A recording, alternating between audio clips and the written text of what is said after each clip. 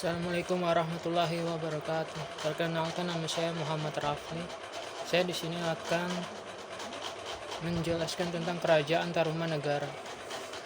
Tarumanegara atau Kerajaan Taruma adalah sebuah kerajaan yang pernah berkuasa di wilayah barat Pulau Jawa pada abad ke-5 hingga ke abad ke-7 Masehi. Tarumanegara merupakan salah satu kerajaan tertua di Nusantara yang meninggalkan catatan sejarah dan peninggalan artefak di sekitar lokasi kerajaan. Terlihat bahwa pada saat itu kerajaan Taruma adalah kerajaan Hindu beraliran Wisnu. Kata Tarumanegara berasal dari kata Taruma dan negara. Nagara artinya kerajaan atau negara, sedangkan Taruma berasal dari kata Tarum yang merupakan nama sungai yang membelah Jawa Barat, yaitu Citarum. Pada muara Citarum ditemukan percandian yang luasnya, yaitu Percandian Batujaya dan Percandian Cibuya, yang diduga merupakan peradaban peninggalan kerajaan Taruma.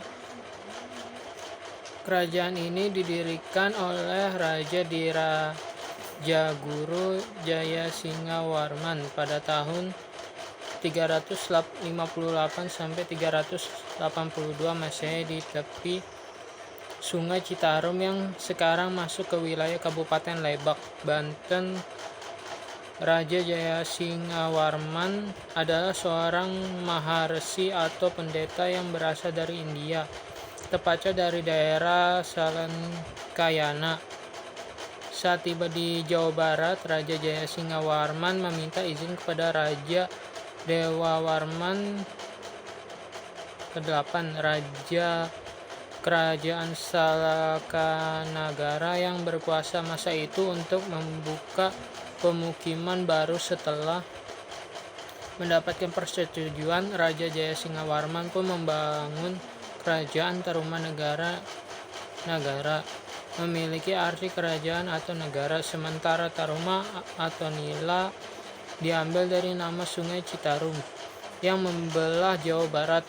Disesuaikan dengan letak kerajaan, Tarumanegara berada di tepi Sungai Citarum. Kerajaan Tarumanegara mengalami masa keemasan saat dipimpin oleh Raja Tarumanegara ketiga, yaitu Raja Punawarman. Keberadaan kerajaan Tarumanegara ini pernah tercatat dalam berita dari kerajaan Tiongkok.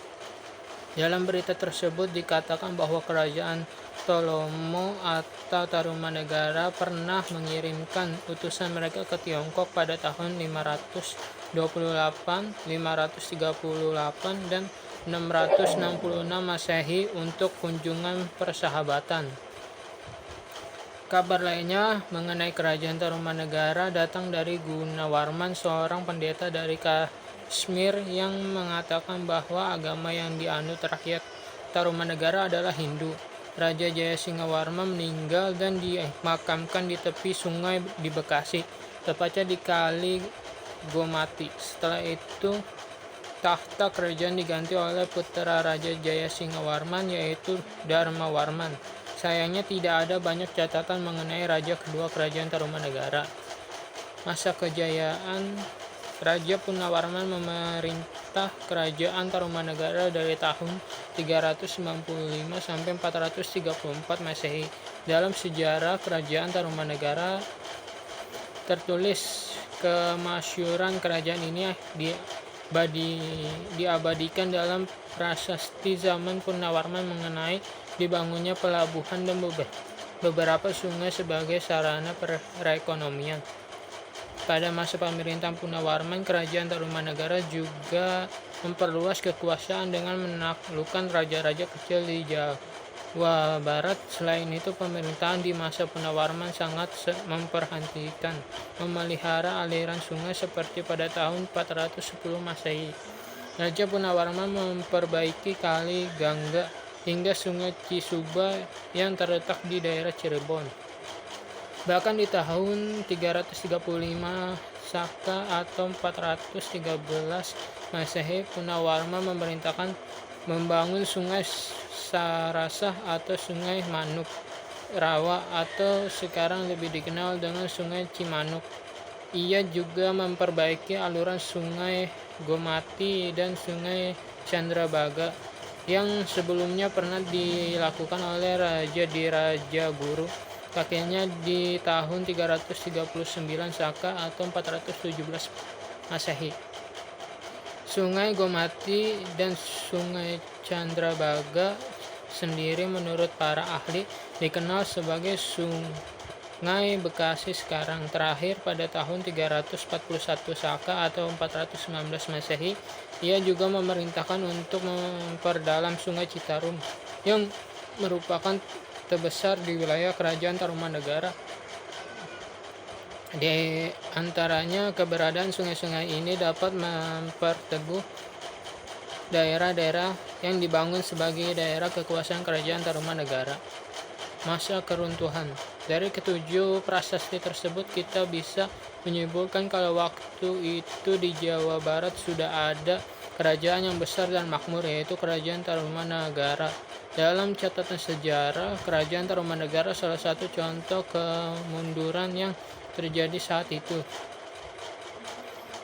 Pemberian wewenang pemerintahan sendiri atau otonomi kepada raja-raja bawahan yang diberikan oleh raja-raja sebelumnya, karena tidak disertai hubungan dan pengawasan yang baik, para raja bawahan merasa tidak terlindung dan tidak diawasi oleh kerajaan Tarumanegara. Kerajaan Tarumanegara akhirnya pecahan menjadi dua kerajaan, yaitu Kerajaan Sunda dan Kerajaan Galuh. Kerajaan Sunda menjadi kelanjutan Kerajaan Tarumanegara yang dipegang oleh Raja Tarusbawa, menantu Raja Linggawarman.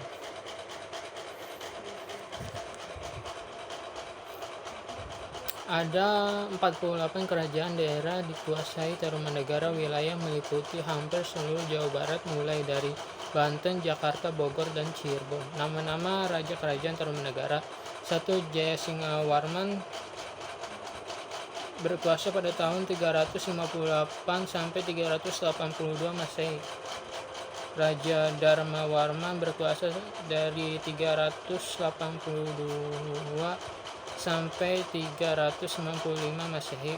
Raja Punawarman berkuasa pada tahun 395 sampai 434 Masehi. Raja Wisnuwarman berkuasa pada tahun 434 Masehi sampai 455 Masehi. Raja Indrawarman berkuasa pada tahun 455 Masehi sampai 515 Masehi. Raja Chandrawarman berkuasa pada tahun 515 Masehi sampai 535 Masehi. Raja Suryawarman berkuasa pada tahun 535 Masehi sampai 561 Masehi. Raja Ketarwarman berkuasa pada tahun 561 Masehi sampai 628 Masehi. Peninggalan Kerajaan Tarumanegara. 1. Prasasti Ciarutan atau Prasasti Ciampea. 2. Prasasti Jambu atau Prasasti Koleangkak. 3. Prasasti Kebon Kopi. 4. Prasasti Tugu. 5. Prasasti Cidanghiang atau Prasasti Lebak. 6. Prasasti Muara Jateng. Sekian dari saya atas penjelasan Kerajaan Tarumanegara. Wassalamualaikum warahmatullahi wabarakatuh.